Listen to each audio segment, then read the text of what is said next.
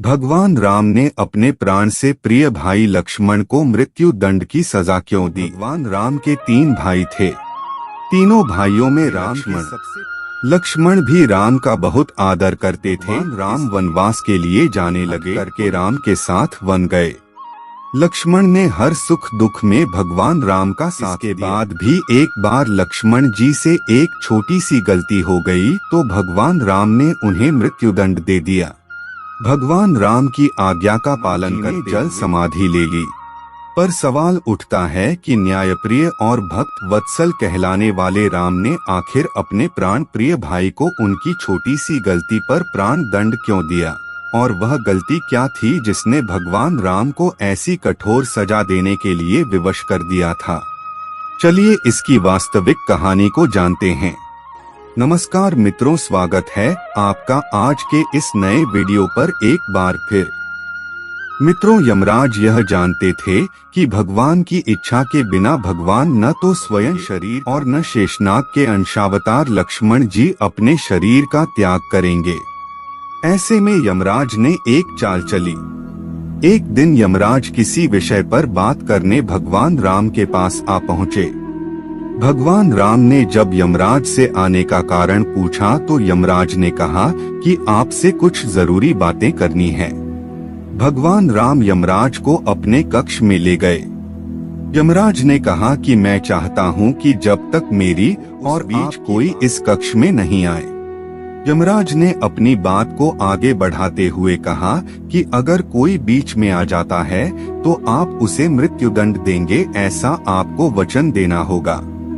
भगवान राम ने यमराज की बात मान ली और यह सोचकर कि लक्ष्मण उनके सबसे आज्ञाकारी हैं, इसलिए उन्होंने लक्ष्मण जी को पहरे पर बैठा दिया।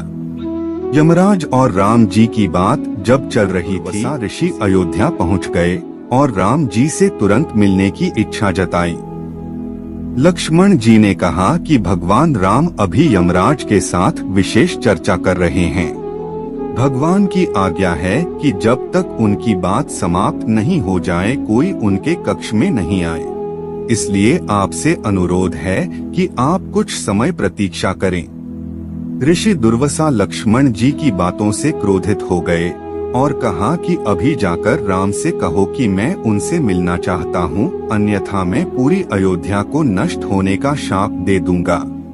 लक्ष्मण जी ने सोचा अधिक महत्व उनके राज्य और उसकी जनता का है, इसलिए अपने प्राणों का मोह छोड़कर लक्ष्मण जी भगवान राम के कक्ष में चले गए। भगवान राम लक्ष्मण को सामने देखकर हैरान और परेशान हो गए। भगवान राम ने लक्ष्मण से पूछा कि यह जानते हुए भी कि इस समय कक्ष में प्रवेश करने वाले को मृत्युदंड दिया जाएगा, तुम मेरे कक्ष में क्यों चले आए? लक्ष्मण जी ने कहा कि दुर्वासा ऋषि आपसे अभी मिलना चाहते हैं। उनके हठ के कारण मुझे अभी कक्ष में आना पड़ा है। राम जी यमराज से अपनी बात पूरी करके जल्दी से ऋषि दुर्वासा से मिलने पहुँचे। यमराज अपनी चाल में सफल हो चुके थे।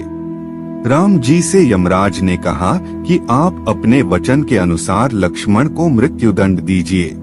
भगवान राम अपने वचन से मजबूर थे। राम जी सोच में थे कि अपने प्राणों से प्रिय भाई को कैसे मृत्युदंड दिया जाए।